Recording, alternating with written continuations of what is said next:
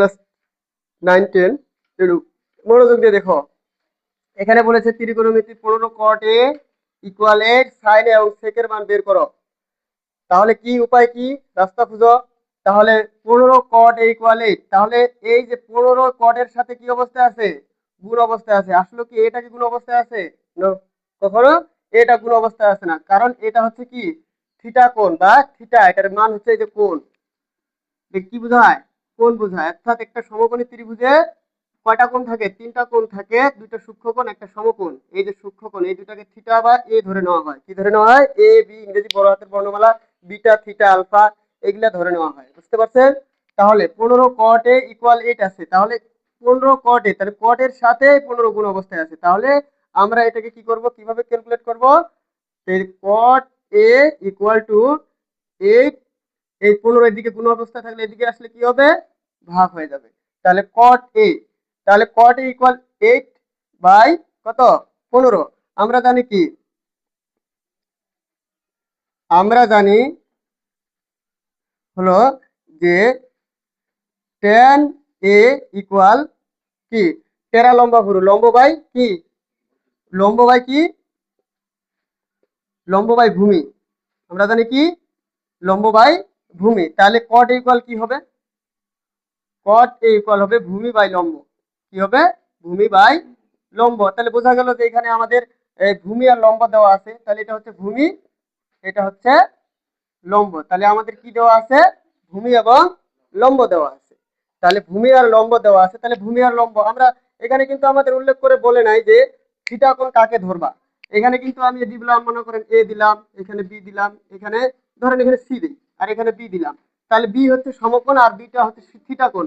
এখন থিটা কোণ স্পষ্ট করে বলে নাই কাকে ধরবে করবেন, কাকে ধরে করবেন। যেহেতু কাউকে ধরে বলতে, কাউকে ধরতে বলে নাই, তাহলে একটা আমাদের যে কোনো একটা ধরে নিব, হয় সি কে ধরে নিব না একে ধরে নিব। তাহলে আমরা সচরাচর একে ধরে নিই, বা সি কেও ধরে নিতে পারো, তো একেই ধরে নিই। ঠিক আছে? তাহলে একে ধরে নিলে কি হবে? তাহলে আমরা আগে বলছি যে থিটা কোণ যার সাথে লাগানো থাকবে সেটাই হচ্ছে ভূমি, সেটাই হচ্ছে কি ভূমি। যেহেতু এটা থিটা কোণ ধরছি, তাহলে ভূমি কোনটা? এ বি বাহুটাই ভূমি। তাহলে এ বি বাহুটা কি ভূমি। তাহলে এটা যদি ভূমি হয় আর এটা কি হবে? তাহলে তাহলে লম্ব এটা, ঠিক না? তাহলে লম্ব হবে এই বাহুটা। তাহলে এই বাহুটা যদি লম্ব হয় তাহলে আমাদের লম্বের ভূমির মান কত? ভূমির মান হচ্ছে এখানে 8, লম্বের মান হচ্ছে কত? 15। তাহলে আমাদের এইটাই হোয়াট, এটা বের করতে হবে। কি বের করতে হবে? অতিভুজ। তার মানে বোঝা হলো কি বের করতে হবে? অতিভুজ। কেন অতিভুজ বের করতে হবে? কারণ সাইন, সাগরে লবণ আছে, লম্ব বাই অতিভুজ। তাহলে আমার অনুমান বের করতে গেলে কি লাগে? অতিভুজ লাগে। এখানে সেকে বিপরীত, কসের বিপরীত হলো কি? কবরে ভূত আছে। কসের সূত্রটা হলো কি? কবরে ভূত আছে। মানে কি? কবরে ভূত আছে, ভূমি বাই অতিভুজ। তাহলে কসের ওখানেও কি লাগতেছে? অতিভুজ লাগতেছে। অথবা সেকের ওখানেও আমাদের কি লাগতেছে? অতিভুজ লাগতেছে। ঠিক কি না? তাহলে আমরা বের করব। তাহলে কিভাবে বের করব? তাহলে অতিভুজের মান বের করা পিথাগোরাসের উপপাদ্য অনুসারে পাই। এখানে লিখতে হবে পিথাগোরাসের উপপাদ্য অনুসারে পাই। কি পাই পিথাগোরাসের উপপাদ্য অনুসারে? যে অতিভুজ স্কয়ার ইকুয়াল লম্ব স্কয়ার প্লাস ভূমি স্কয়ার। এটা তো পাই অবশ্যই, হ্যাঁ, পিথাগোরাসের সূত্র। তাহলে আমাদের লম্বের মান কত আছে? এখানে 15 আছে, তাহলে 15 এর উপর স্কয়ার দিব। ভূমির মান কত আছে? 8, তাহলে 8 এর উপর স্কয়ার দিব। তাহলে 15 আর 15 স্কয়ার করলে কি, 15 আর 15 বর্গ করলে কি হবে? 15 আর 15 বর্গ করলে হবে 225, আর প্লাস 8 8 64। এখন দুইটা যোগ করলে কত হবে? 289। কত হবে? 289। আর এদিকে স্কয়ারটা আছে, এদিকে আসলে কি হয়ে যাবে? রুট ওভার হয়ে যাবে। তাহলে 17 আর 17 গুণ করলে হয় 289। তাহলে আমরা অতিভুজ পাইলাম কত? 17। কত পাইলাম? 17। তাহলে হোয়াটের মান পূরণ হয়ে গেল। কি হোয়াটের মান পূরণ হয়ে গেল।